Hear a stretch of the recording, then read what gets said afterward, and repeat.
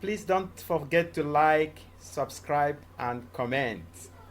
Thank you so much. Join us at Like Learning School and experience a transformative education journey. Visit our website at www.likelearningschool.com or contact us at +2348085095144 to learn more and get started today. Okay, just a moment. For the periodic table, the whole of non-metals are on the left, on the right hand side. The metals are on the left hand side. In fact, metals are more in number than non-metals. You already know that those ones in group 1, first of all, on the periodic table, you know that the vertical column is called group. You know that? Yeah. These are groups like group 1, group 2, group 3, group 4, 5, 6, 7, and group 0. Now the horizontal or the row is period. This is period 1, period 2. What are the elements in period 1? Lithium, No, beryllium. period 1. Period 1. What are the elements in period 1? This is period 1. The first row. So what are the Hydrogen and helium. hydrogen and helium are the only elements in period 1. This one you're mentioning, lithium, beryllium, boron, carbon, nitrogen, oxygen, fluorine, neon are all in period 2. That's the horizontal. You find the non-metals on the right hand side. The metals on the left hand side. And you know the special names for some of the groups. Group 1 is alkali metals. Group 2 is alkali earth metals. Group, there's those ones that have special names. Group 7 is,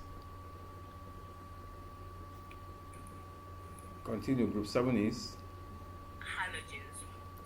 okay. Then group 0. What do we call group 0? Noble or Inert gases. Between group 2 and group 3, there's a special group we call what? Yes, between group 2 and group 3, you have a special group we call what? Metals. You see them? Not all metals. Transition metals. Transition metals, that's where you find most. In fact, transition metals contain the largest number of elements. That's where you have most of the common metals we use, like iron, zinc, tin, copper, cobalt,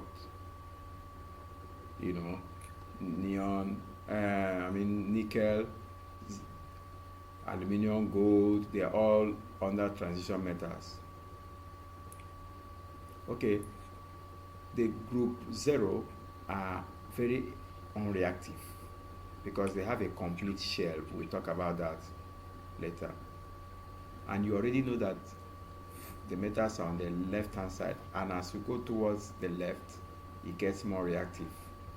That's why sodium is more reactive than magnesium, because sodium is towards the left.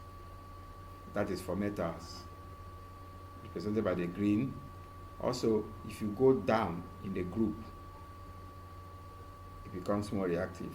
That's why sodium is more reactive than lithium, and francium is the most reactive metal. But for non-metals, are you with me? For non-metals, it's actually the opposite. For non-metals, as you go towards the right, it becomes more reactive. The exception is this group 0.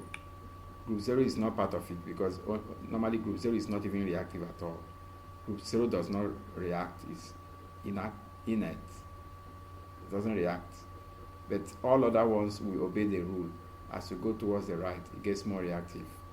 So which one is the most reactive in group 2, in period 2?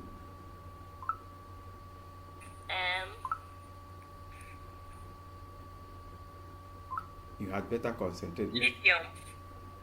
Which one is the most reactive non-metal in period 2? Concentrate, so that you know I'm talking about non-metals. Which one is the most reactive non-metal in period 2?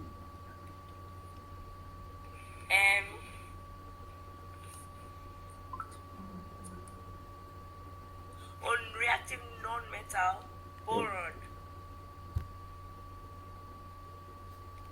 What does this? Can you read this? It's obvious that you were not paying attention. It's obvious.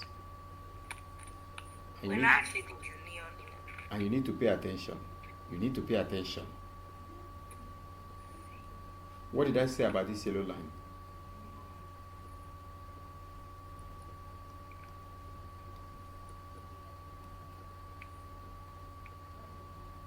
Where are you pointing at?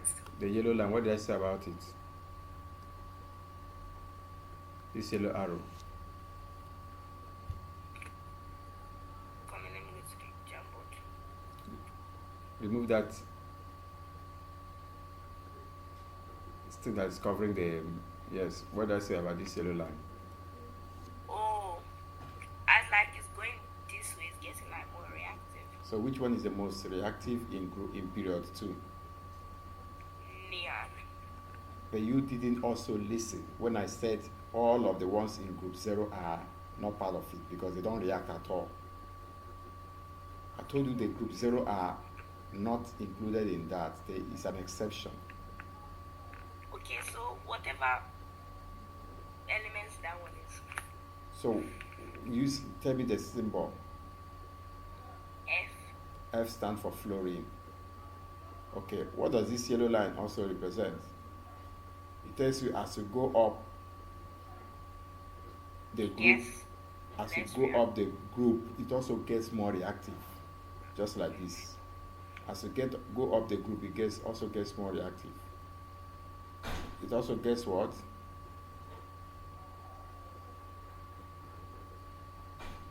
Did you hear me? Make sure you're paying attention. As you go up the group, it also gets more reactive. That is for non-metals,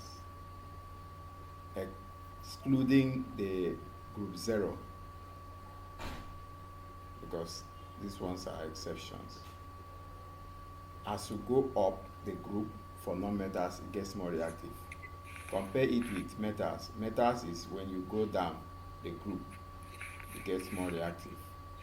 But non-metals is the opposite. As you go up the group, it gets more reactive. Just like in metals, as you go towards the left, it gets more reactive. But for non-metals, it is as you go towards the right, it gets more reactive. So what is the most reactive non-metal? The most reactive non-metal is fluorine. Okay, why did you choose fluorine?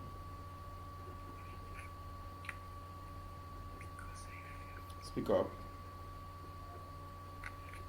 Because I think it's the right answer Can- based on what you told me. Go ahead and say what I told you. Why is fluorine the right answer? Life is going this way. Now it's getting more reactive, and if it's going this way, it's also getting more reactive. What you are saying by this way, I can't The one see it. is 0. I can't see it.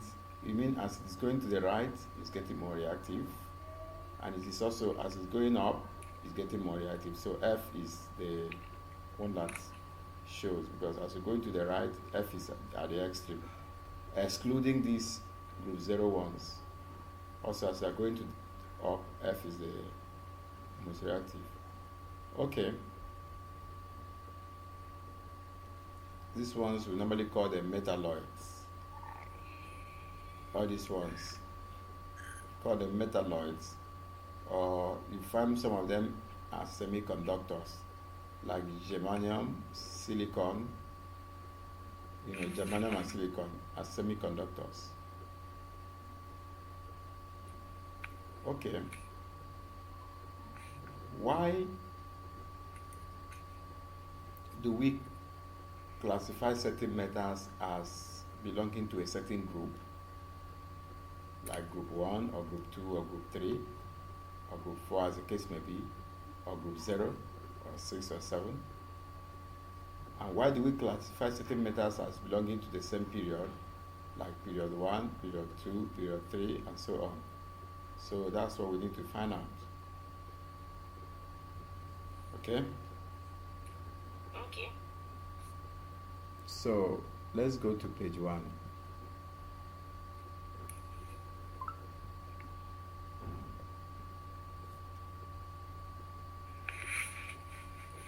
Come on, let me move it back to page 1.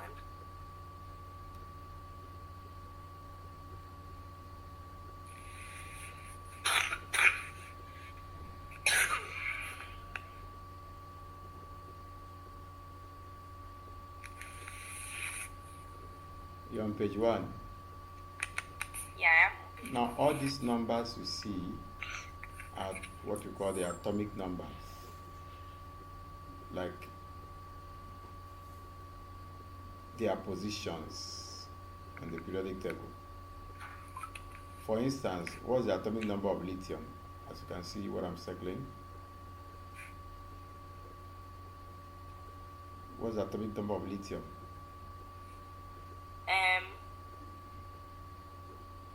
The atomic number of lithium is 3.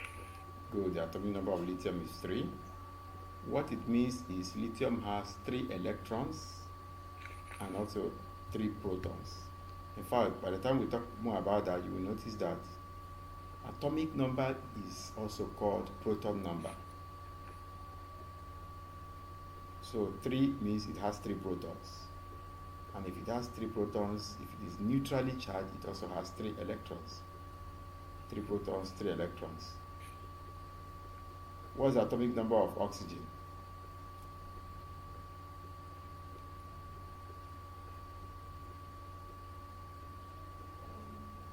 Yes, what's the atomic number of oxygen? 8. 8, which means it has 8 protons and 8 electrons when it is neutrally charged. How many protons does potassium have? 19. 19. So how many electrons if it is neutrally charged? Also 19, right? Good. When we are arranging the way the electrons are positioned, we call that electronic configuration. We call it what? The electric sound of configuration. Electronic configuration. How the electrons are configured. This is very easy.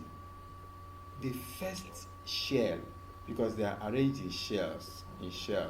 Shells means the first orbit, second orbit, third orbit, and so on. You start first of all with the first orbit, the first circle. Once the first circle is filled up, it goes to the second circle. If the second circle is filled up, it goes to the third circle. And it continues like that. The simplest way I can help you understand it is what we call the K-element orbit. K, L, M. The first shell is K. Go to page 2, let me show you something. Page 2, quickly. Okay.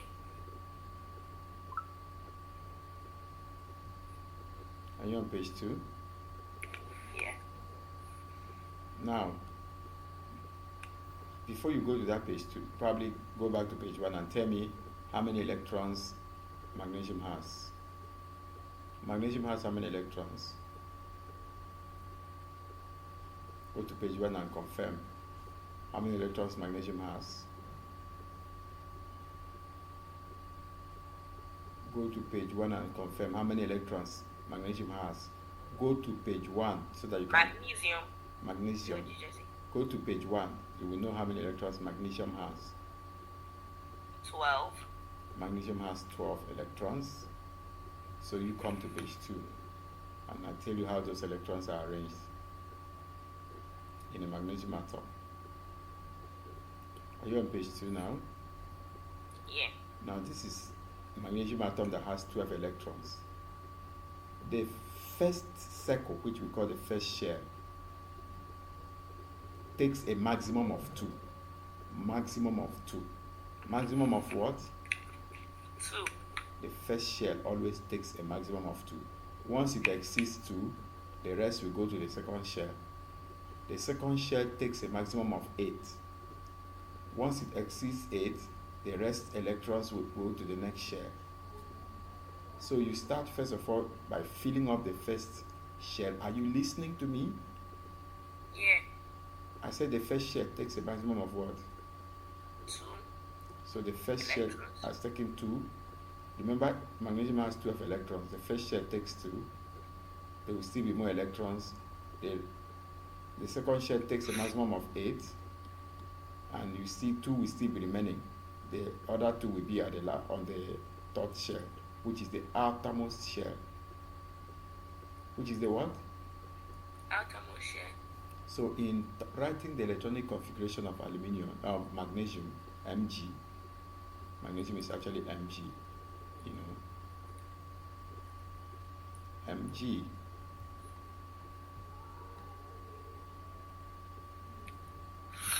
in writing the electronic configuration of magnesium, which is Mg, we start with the first shell, 2, comma, the second shell took 8, comma, the last shell, what is remaining for the last shell? The last shell. How many electrons did the last shell collect? 2. 2. The last shell also collected 2. So you have 2, 8, 2. 2, 8, 2. Now, how many shells? Tell me, how many shells? How many shells? 3 shells. Now these 3 shells, 1, 2, 3. First shell, second shell, third shell. These 3 shells will tell you what period magnesium will be found. So magnesium is in period 3. The number of shells tells you the period. So magnesium is in period what? Period. Magnesium is in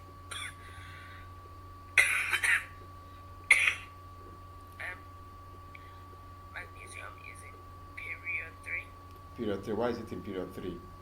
because it has 3 shells. It has 3 shells. Now the last shell tells you what group it will belong. The last shell will tell you what group it will belong. The last shell. How many electrons are in the last shell?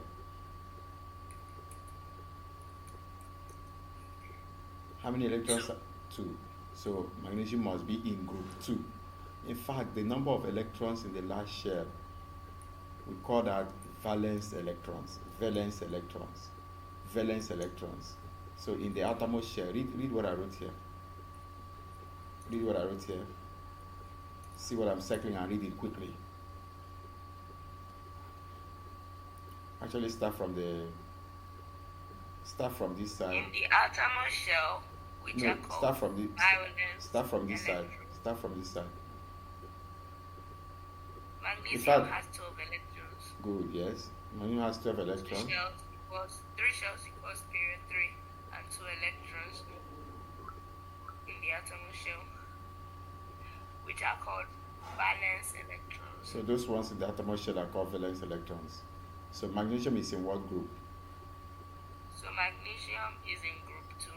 Group 2, because there are 2 electrons in the outermost shell. The number of electrons you have in the outermost shell will tell you the group. Magnesium is in group 2. Can we try another one? Fluorine. If you check the atomic number of fluorine, atomic number of fluorine is 9. Can you confirm? You've confirmed that? Yeah, it is. Okay, so let's arrange it. The first shell always takes a maximum of what?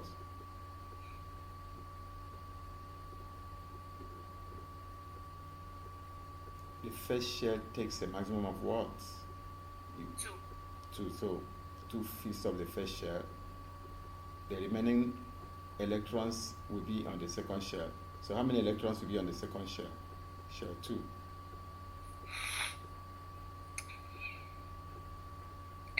Remember, altogether there were 9, or there are 9 of them.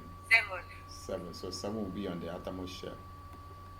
So that means fluorine will be in what? In what group? Fluorine will be in what group?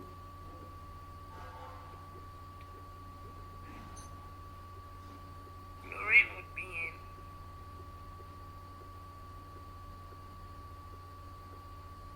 this What group? group 7. Why group 7? Because the outermost shell has 7 things. Because the outermost shell has 7 electrons. It will be in group 7. What period?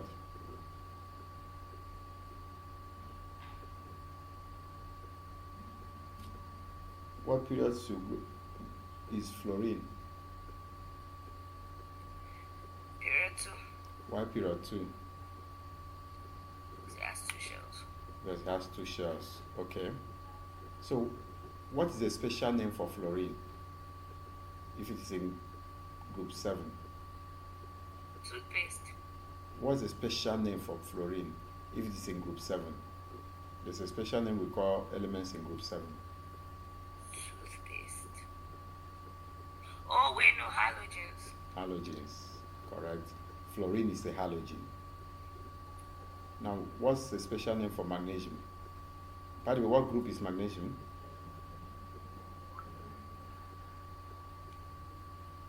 What group is magnesium? Magnesium is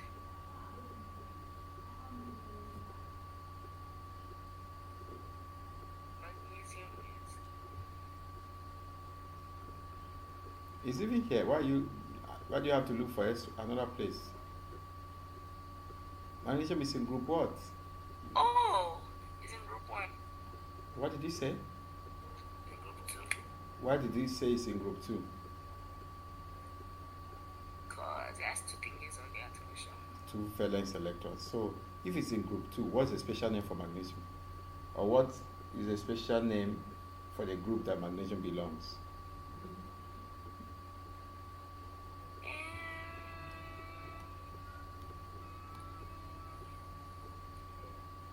Yes?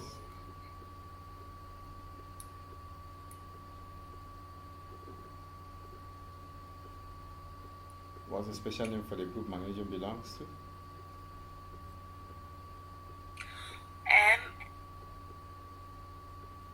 Alkali earth metals. Alkaline earth metals.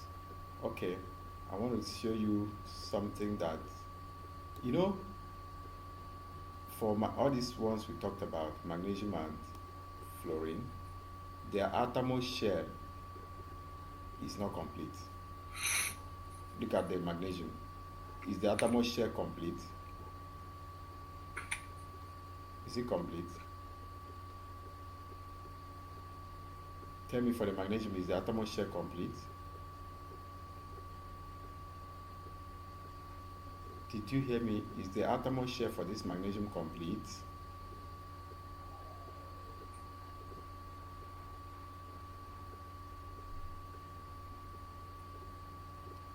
I hope you can hear me. Yeah, I can. When I ask you a question, you have to respond immediately. Did you hear me? And you have to pay attention. Is the outermost shell for the magnesium complete? Is it complete, like, has it filled up the outermost shell? That's what I mean. Has it filled up? No. How many more does it need to fill up the outermost shell? I don't know, like a lot more. No. I told you that, maybe I didn't mention that to you. The first shell takes a maximum of 2. The second shell takes a maximum of 8. The third shell takes a maximum of 8. The fourth shell takes a maximum of 8. Just think about it like that. It's an easier way to remember. When you get to higher classes, we can discuss more. I said the first shell takes a maximum of what? 8. First shell. 2. Second shell takes a maximum of what? 8. Third shell takes a maximum of what? 8. Fourth shell, maximum of 8. Okay, so how many more electrons does magnesium need to fill up its outermost shell? How many more?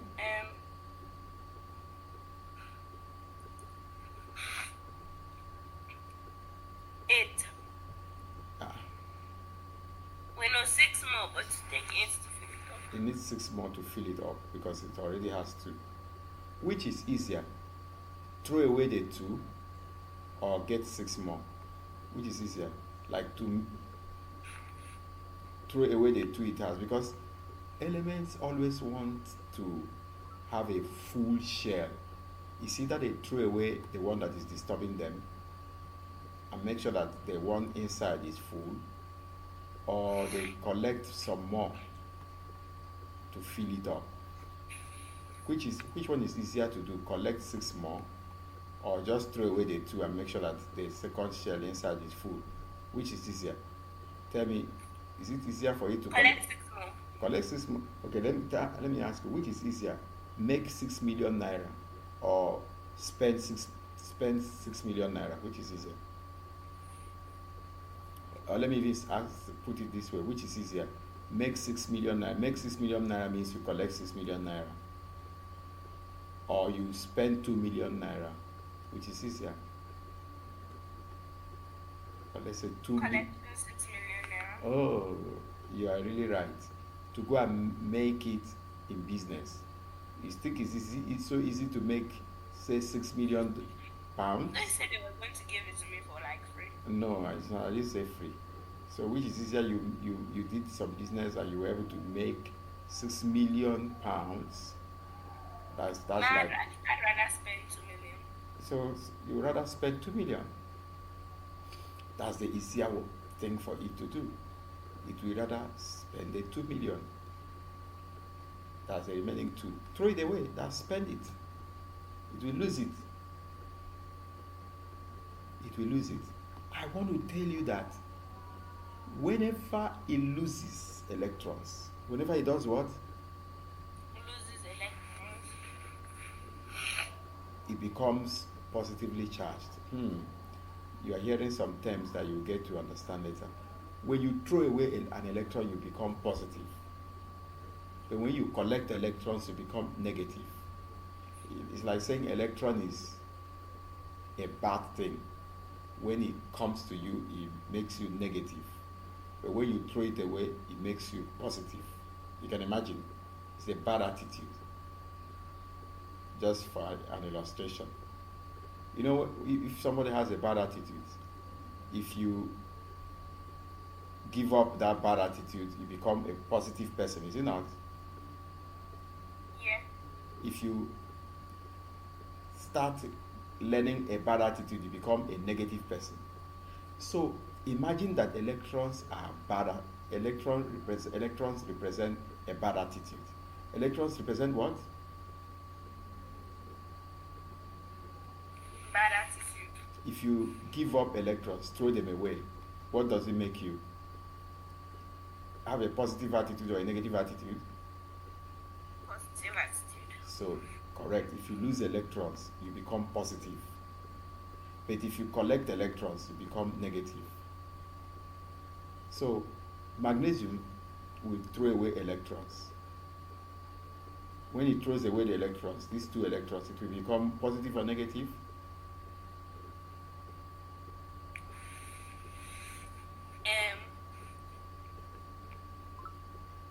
I said it's going to throw away the electrons. So when it throws away the electrons, will it become positive or negative?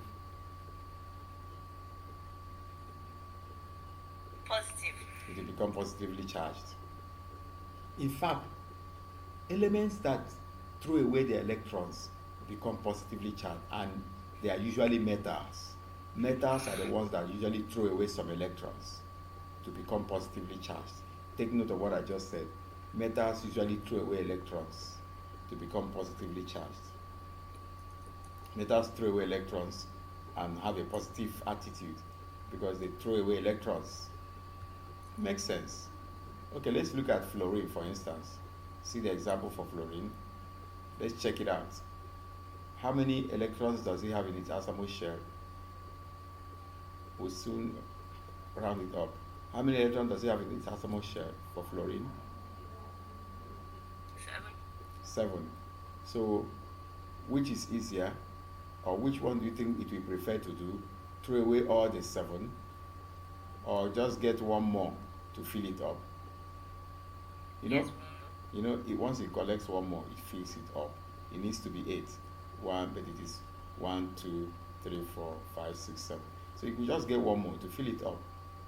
When it gets one more to fill it up, will it become negatively charged or positively charged?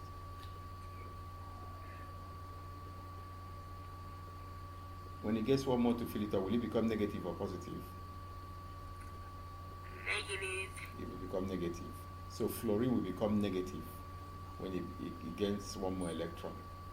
So we say it is Wait, but what is it now? Negative or positive? Okay, you asked a very good question. The way it is now, it is neither negative nor positive because it hasn't thrown anything away. Neither has it collected anything. In fact, the way it is now, it still has 12 protons. So it's neutral. It's neutral, good. The way it is now, it still has the same number of protons as electrons. It still has 9 protons and 9 electrons. So it's neutral. But by the time it now, what did you say it's going to do? Will it collect electrons or throw away?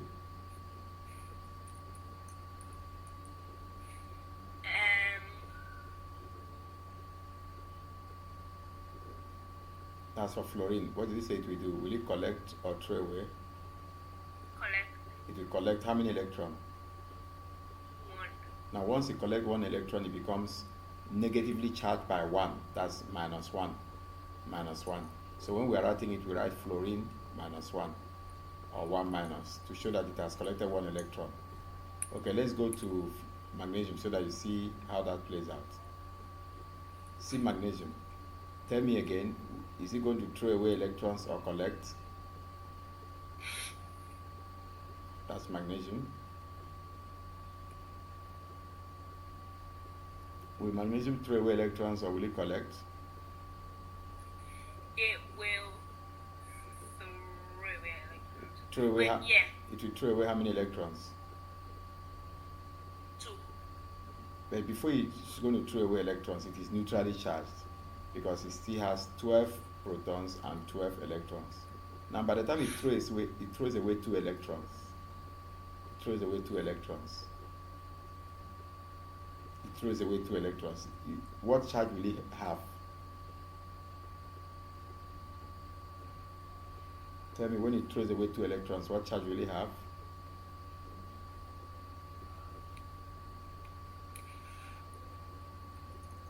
I'm asking you, when it throws away 2 electrons, what charge will it have? You have a positive charge. It will have a positive charge, 2 plus. Did you hear me? 2 plus, because it threw away 2 electrons, 2 plus. Okay, go to page 1. Let's see how all of that play out. All of that plays out. See it. Identify magnesium. Go to page 1 quickly. That's what we call oxidation number or valency.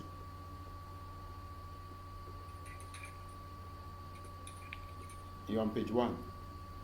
Remember I told you when it collects electrons, it becomes negative. When it throws away electrons, it becomes positive. Read what I wrote, I'm circling. Read it out. Zoom in and read out what I'm circling. Can't see what you're circling. Oh, gain minus. Gain is minus, yes. Loan plus. Lose Lose plus. is plus.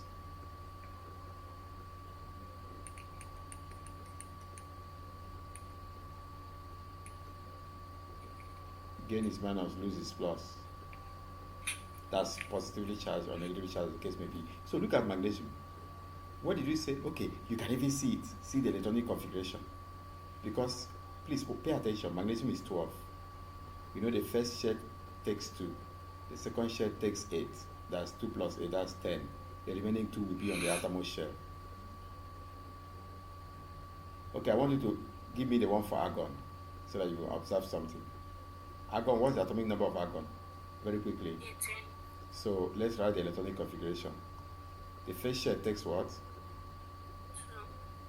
The second shell takes, go on, 8. That's already 10. Remember, it's 18. The last shell takes, the last shell takes what? 8. Is the last shell complete? Well, the last year will take, the third one will take 7, and then the last one. What are you talking about? To fill up the second one, it must be 8. To fill up the first one, it must be 2. The remaining one will be on the outermost shell. And argon is 18. The first shell takes 2. Second shell always takes a complete. To be complete, must be 10, must be 8. The remaining one will be in the last shell. Is it not? Have we not filled up? Have we not taken care of all the electrons? Look at it.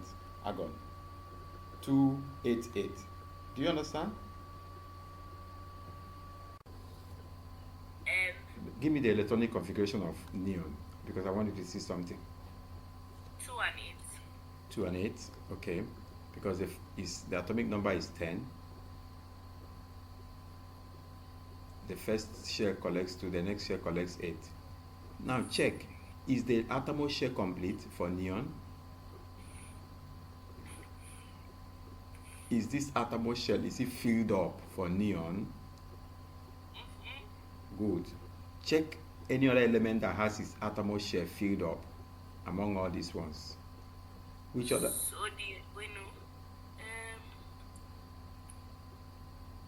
Has its outermost shell filled up?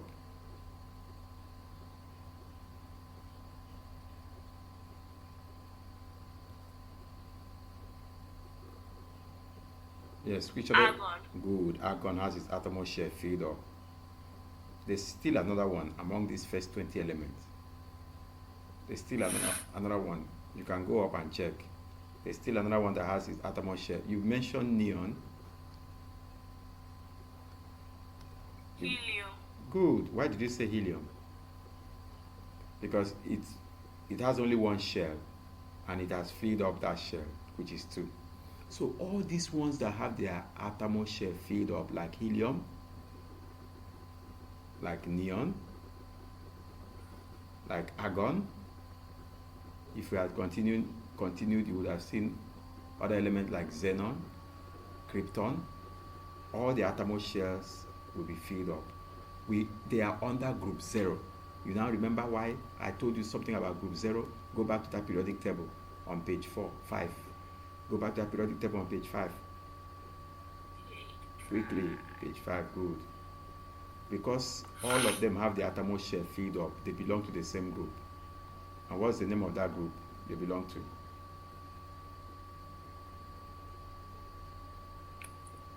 The ones that have the outermost shell filled up, what's the name of the group they belong? Group 8. No, Group 0. we actually call them group 0, and their special name, noble gas or inert gas, isn't it?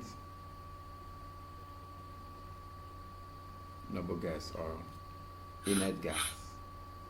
They have the outermost shell filled up. Okay, come back to page 1 so that we see how all of this play out. Come back to page 1 quickly. Okay. No matter what you say. Okay, what group will beryllium be? What group is beryllium?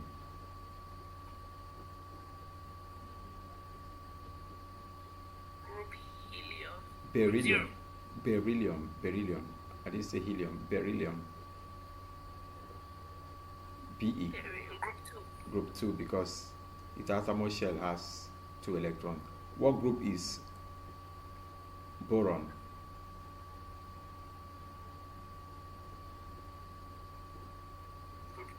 Group 3. What period is boron?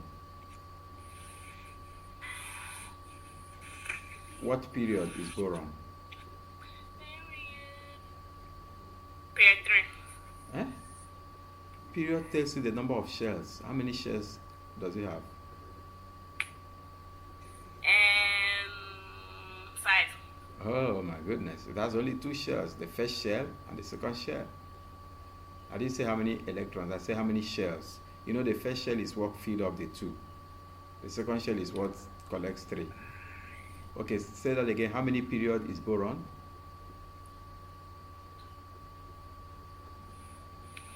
What is period? What period is boron? That's what I mean.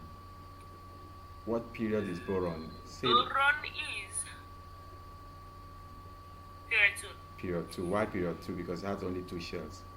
What period is sodium? What period is sodium? Period 3. Good, period 3, because it has 3 shells. What group is sodium? What group is sodium? Quickly. Sodium is period. Oh, what group? Yeah, it's sodium. Sodium is group 1. Group 1, because the outermost shell has 1. Can you mention other elements in group 1 among these first 20 elements? Elements in group 1, let's mention them. Mention them. Elements in group 1. We Yeah. have. I have to go to periodic table. I can't remember all that. Go to the first. Go to page 1. Go to page 1. Lithium. Go to page 1, I said. Oh, okay.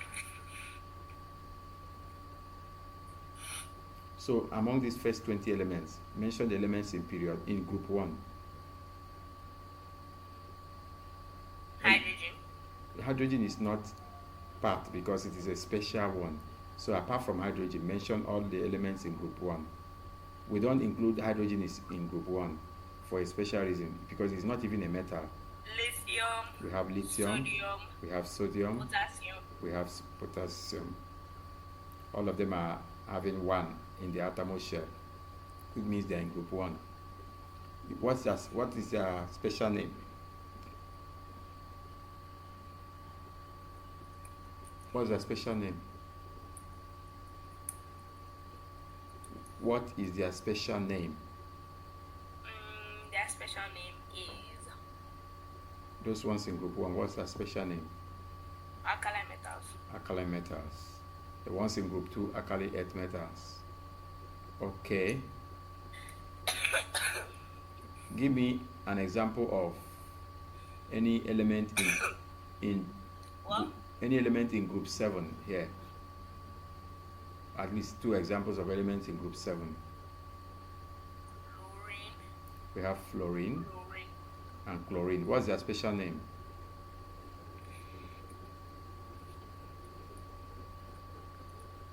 Because they have 7 at the outermost shell. What's their special name?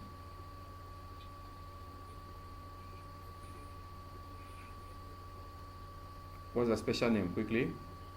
Their special name is Halogens, yes. Okay. So that we can round off. These ones, go back to page 1. These ones that have a complete shell, like neon, like argon, they don't need any electron to fill up anything. Neither are they going to throw anything away. So we say their oxidation number is 0. You can see 0, 0. Because they are not going to collect anything, neither are they going to throw away anything. So you can see 0, 0. If you check helium, it's also 0. Because they have a complete shell. Outermost shell, 2. They have a complete outermost shell, 8. 2 for the first shell is complete. 8 for the second shell, it is complete. 8 for the third shell, it is also complete. So their valency is 0. Are you getting that? But look at aluminium. Can you see aluminium? Yeah. How many does it have in its outermost shell? How many electrons? 3. 3. Which is easier? Anyway, how many more does it need to be complete? How many more electrons does it need to be complete?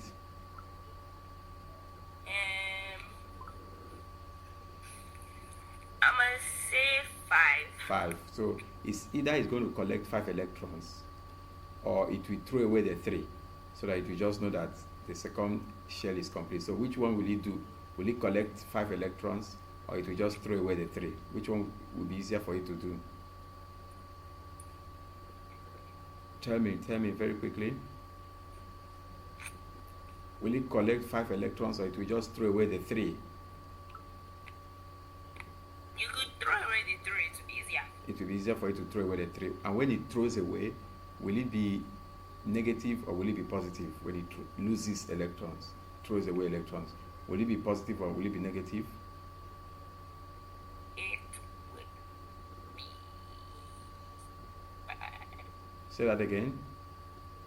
It will be positive. Positive. So that's why aluminum is 3 plus. 3 plus, to tell you that it threw away 3 electrons. Let me show you something about oxygen. Check out oxygen. By the way, oxygen has 8 electrons. That's why it is 2, 6. This number will tell you how many electrons, which is their atomic number. 2, 6. So the outermost shell of oxygen is has how many electrons? 6. 6. So which is easier, throw away all the 6 or collect? How many can it collect to have a full outermost shell, by the way?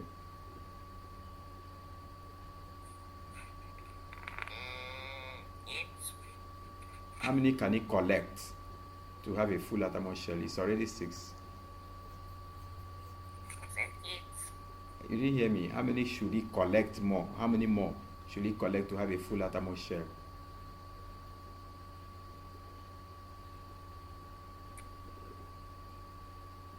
Oh. 2. 2 more. So when it collects 2 more, will it be negatively charged or positively charged? Negatively charged. That's why it is 2 minus. Oxygen is 2 minus. We call all this their valency oxidation number. You know. Now think about carbon. This carbon is somehow special. Can you see carbon? Carbon has an atomic number of 6, which means 2, 4.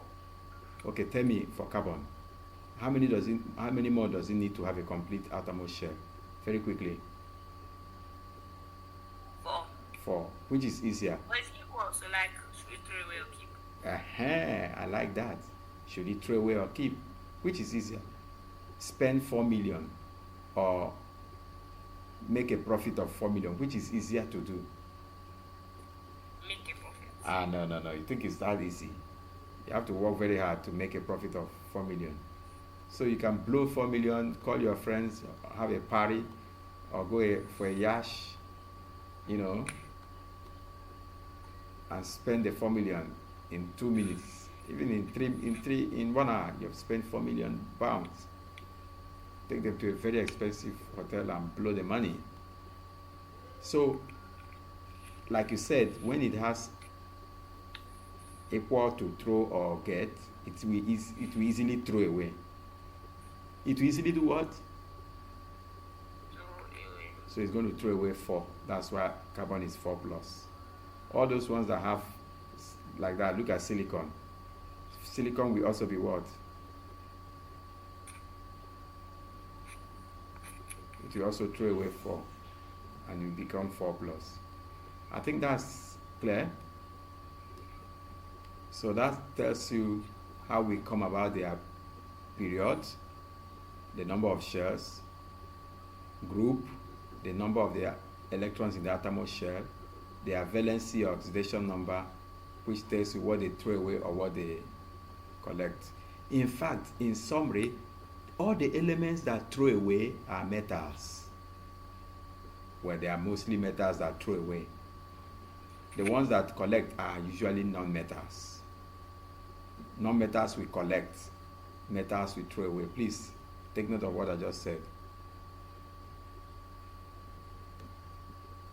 Non-metals we collect, metals we throw away.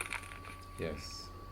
Non-metals we usually collect, like all these phosphorus, sulfur, chlorine, fluorine, oxygen, and the rest of them, they will collect electrons. And you know, when they collect electrons, they become negatively charged. Once they collect electrons, they become negatively charged. But metals usually throw away. They throw away and become positively charged. So among here, just give me examples of metals very quickly. Based on whether they are throwing away, metals lose electrons, non-metals collect electrons. Metals are usually positively charged, non-metals are usually negatively charged. So give me examples of metals here. In fact, mention all the metals here quickly. Starting from the first one, among the first 20 elements, let's mention all the metals.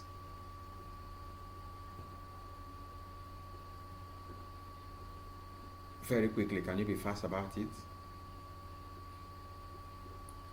Based on whether they are collecting or throwing away. Okay. Remember, the rule is lose. When they lose, they are usually metals. They lose, they become positively charged, and that's metals. When they gain,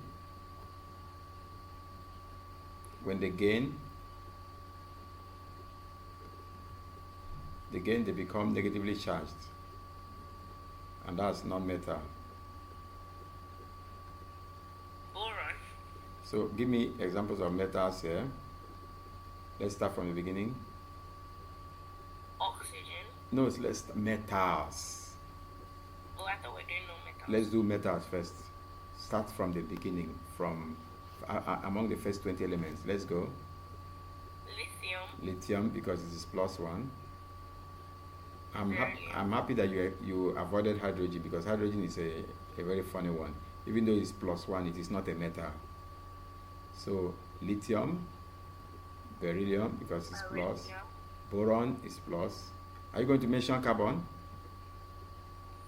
I don't know. Carbon is not part of them. You know, it is just, it found itself midway. Aluminium. So carbon is not. Then we have, did you forget sodium? Sodium. Aluminium. Of course, magnesium, aluminium. Are you mentioning silicon too? Silicon is not part of it. It's just that it found itself in the midway, whether to lose 4 or collect 4. Okay, so mention the okay.